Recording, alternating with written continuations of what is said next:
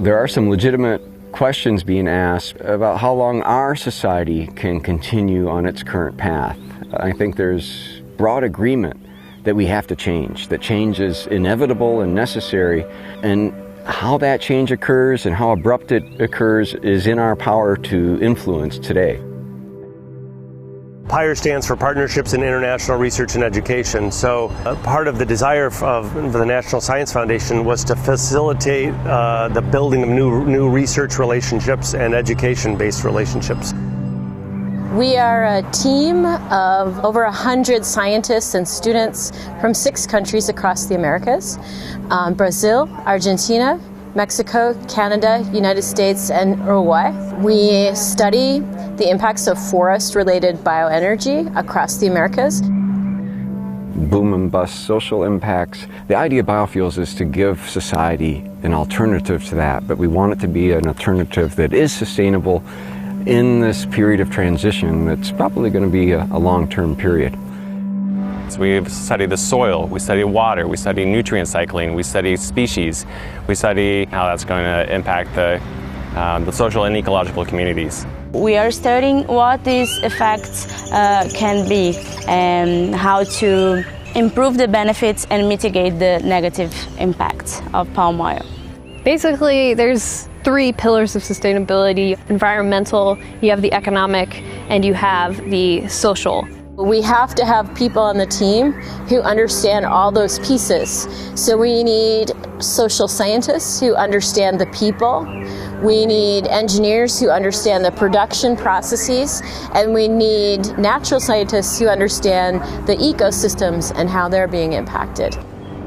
Well, anytime we change the land use and the vegetation that's growing on the land, such as been proposed for bioenergy development, it's going to affect the hydrologic cycle.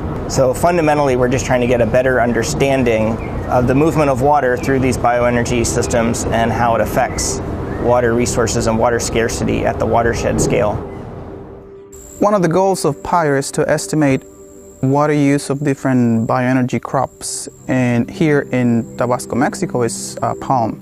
Knowing water use at the tree level can benefit not just local farmers, but also land managers and even policymakers. Policy and governance mechanisms are often both the driver of bioenergy development and one of the most important mediators of the impacts of bioenergy. It's been amazing working with this huge interdisciplinary and international team, because this is the only way that you can truly tackle these global sustainability problems. It's been really helpful for my work to learn about Argentina and Brazil and Mexico and Canada, both so I can bring that knowledge home and so I can understand how sustainability fits in a global context. It's just a matter of working together. You know, despite the challenges of the different language and the different culture and the different obstacles, you still manage to figure out how to do amazing research together. So I think one of the very important outcomes to this PIRE project in general has been to teach us how large these problems are on the ground in multiple countries, how many people may be affected by problems like climate change, and informing others how to do that work so that the network grows and gets bigger, and maybe the problem gets smaller in a sense because we come up with bigger and better solutions in the future. When you look at how we're managing land, when we look at how we're using up our non-fossil resources, it's legitimate to ask, will we last as long as the Maya? Will our society in the New World be able to survive productively for 1,400 years? Or will we have to make a major adjustment as the Mayans did?